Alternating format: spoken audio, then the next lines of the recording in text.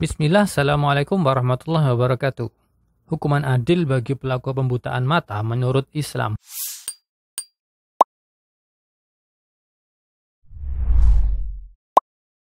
Contoh kasusnya begini.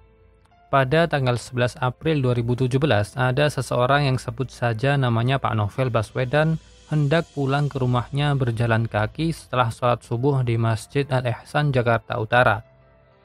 Tiba-tiba ada orang berkendara sepeda motor matic datang, lalu menyiramkan cairan kimia dalam jumlah banyak ke arah muka dan badan Pak Novel, yang singkat cerita mengakibatkan satu mata Pak Novel tidak bisa digunakan kembali alias buta sebelah.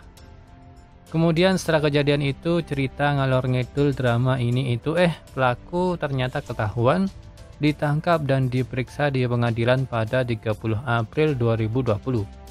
Waktunya lumayan guys, 3 tahun dari sejak kejadian. Kita lulus TK saja 2 tahun. Lalu akhirnya pelaku dituntut hukuman penjara selama 1 tahun karena nggak sengaja melukai mata Pak Novel Baswedan. Ya, orang normal saja biasanya kalau keluar rumah subuh-subuh ya paling pergi ke pasar beli sayur, beli daging buat masak atau dijual. Atau sopir truk, sopir bis pergi berangkat kerja keluar kota pagi-pagi, atau yang soleh pergi ke masjid sholat subuh. Lah ini orang berboncengan bawa air keras, disiramkan ke tubuh orang, pagi-pagi habis subuh, katanya nggak sengaja. Terserah dah.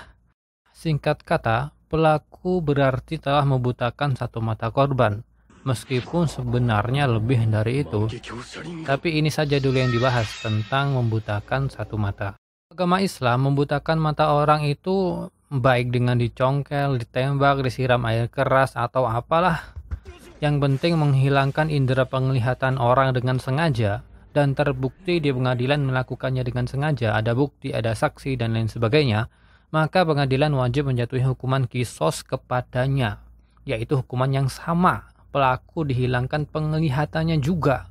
Kalau satu mata berarti dihilangkan penglihatan satu mata juga. Allah Subhanahu wa taala berfirman, "Wa katabna 'alaihim fiha anna an-nafsa bin-nafsi wal-'ayna bil-'ayn, anna an-nafsa bin-nafsi wal-'ayna bil-'ayn wal-anfa bil-anfi wal-udhuna bil-udhuni was-sinna bis-sinni wal-juruha qisas, faman tasaddaqa bihi fahuwa kaffaratun lahu, wa man lam yahkum bima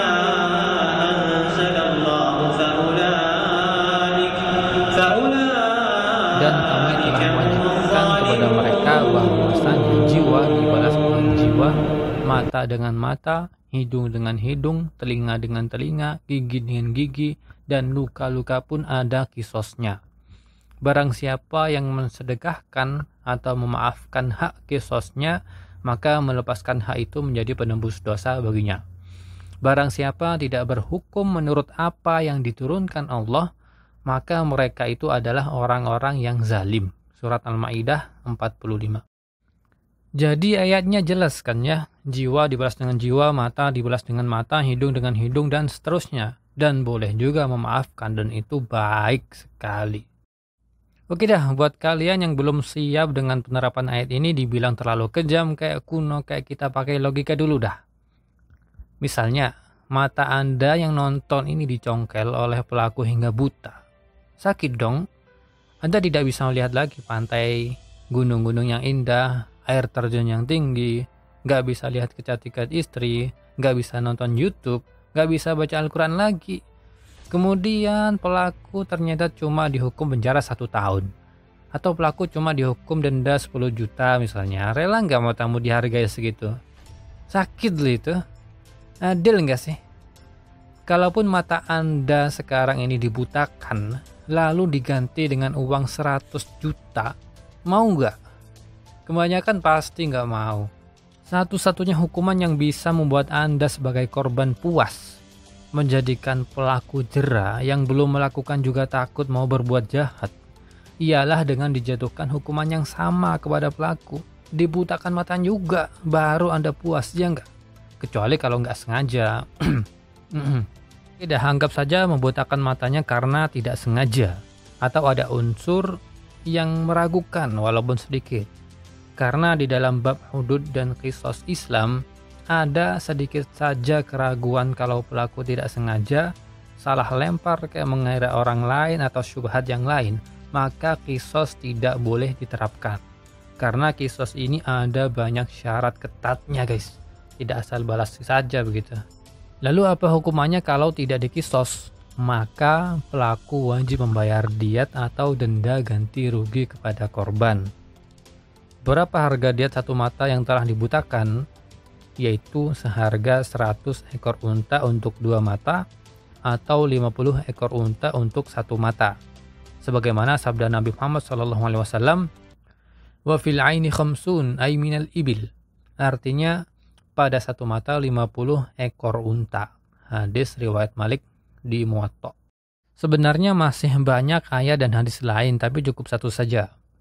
Para ulama dari dulu hingga sekarang juga telah sepakat diat atau denda untuk 2 biji mata ialah diat penuh, yaitu membayar 100 ekor unta.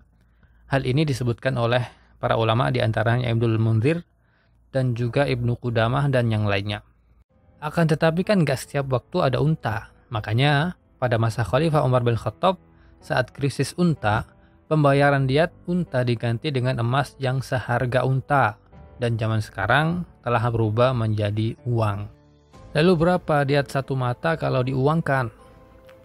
200.000 rial untuk diat satu mata di Arab Saudi jika dilakukan semi sengaja. Dan 150.000 rial jika tidak sengaja. Dan jika dirupiahkan tahun 2020 ini menjadi sekitar 750 juta untuk kasus semi sengaja. Dan 550 juta untuk kasus tidak sengaja bagi satu mata. Nominal ini bisa saja berubah tergantung harga unta itu sendiri. Jadi, berapa ganti rugi yang wajib dibayar oleh pelaku pembutaan tidak sengaja satu mata? Maka dia wajib membayar kepada korban uang seharga 50 ekor unta, sebagaimana disebutkan tadi. Ditanggung oleh pelaku dan keluarganya, boleh dicicil. Adil gak menurut kalian? Ya begitulah adanya dalam agama Islam. Lalu apa hukumannya kalau misalnya tidak mau membayar? Maka dia akan berdosa. Dia akan menanggung sendiri akibatnya di akhirat, baik bagi pelaku atau kalau seandainya ada yang menyuruh, maka dia juga akan menanggung akibatnya. Sekian, nggak usah panjang-panjang. Video ini dibuat murni untuk menjelaskan sudut pandang agama Islam tentang kasus pembutaan mata.